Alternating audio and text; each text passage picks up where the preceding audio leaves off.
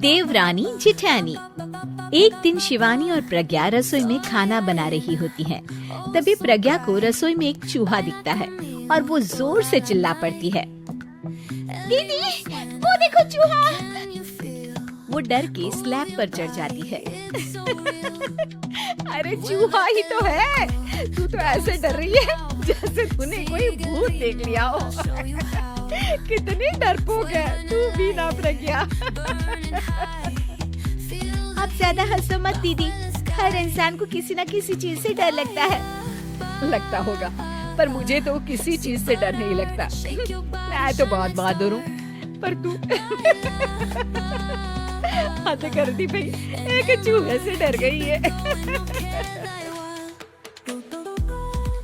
एक दिन प्रज्ञा अपने कमरे से बाहर निकल रही होती है और तभी शिवानी उसे पीछे से आकर डरा देती है। प्रज्ञा एकदम से उछल पड़ती है। दीदी, ऐसे भी कोई मजाक करता है क्या? अरे जरा अपनी शक्ल तो देख, एकदम बैंगन की तरह नीली पड़ गई है। अरे मेरी देवरानी इतनी बड़ी डरपोक है, मुझे तो पता ही नहीं था। आप ऐसे चौंकाओगे तो कोई भी डरेगा ना? अरे नाना, कोई बहाना अब काम नहीं आएगा। आज से ना तुम्हारा नाम है डरपोक प्रज्ञा। शिवानी प्रज्ञा का मजाक उड़ाकर चली जाती है। प्रज्ञा शिवानी की मजाक उड़ाने की आदत से परेशान हो जाती है। जब देखो मेरा मजाक उड़ाती रहती है, इनकी शिकायत तो मम्मी जी से करनी ही पड़ेगी मुझे। प्रज्ञा अपनी सास के पास जाती है और उन्हें सारी बात बताती है कि किस तरह उसकी जेठानी उसके डर का मजाक उड़ाती है। ओहो, तो बड़ी बहू को बड़ा घमंड है अपनी बहादुरी पर। कोई नहीं, अभी उसका घमंड तोड़ देते हैं। मेरे पास एक तरकीब है छोटी बहू, एक काम कर तू। प्रज्ञा की सास उसे अपनी जेठानी को डराने का प्लान बताती है।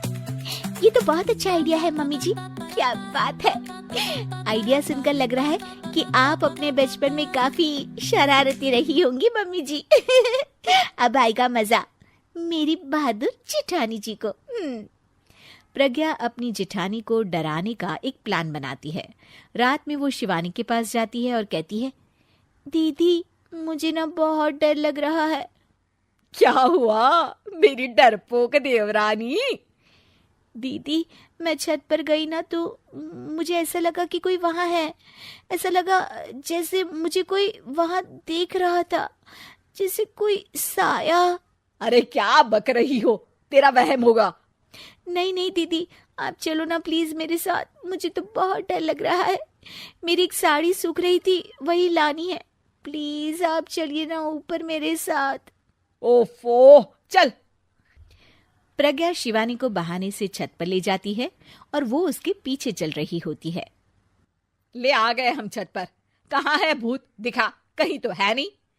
तभी प्रज्ञा चुपके से सीढ़ियों पर छुप जाती है और शिवानी छत पर अकेली रह जाती है। अरे प्रज्ञा, कहाँ चली गई? प्रज्ञा एकदम से सीढ़ियों का दरवाजा बंद कर देती है। अब शिवानी को डर लगने लगता है। मैं नीचे चली जाती हूँ। लगता है प्रज्ञा भी नीचे ही चली गई है।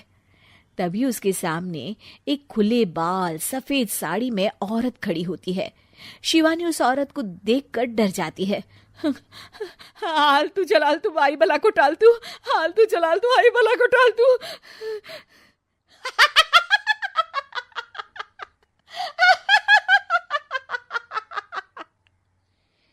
चुड़ैल की हंसी सुनकर शिवानी बुरी तरह डर जाती है।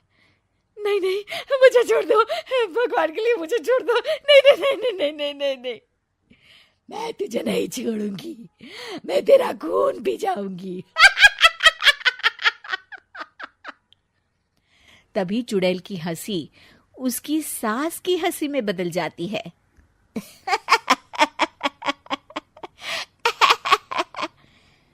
मम्मी जी, ये तो मम्मी जी की आवाज है। शिवानी आंख खोलती है तो सामने उसकी सास चुड़ैल का मेकअप करके खड़ी होती है और प्रज्ञा और उसकी सास जोर जोर से हंस रहे होते हैं। क्यों मेरी बहादुर जेठानी जी, आप तो कहती थी कि आप किसी से नहीं डरती। ये तुमने अच्छा नहीं किया प्रज्ञा। और सासू माँ, आप भी इसके साथ मिलकर।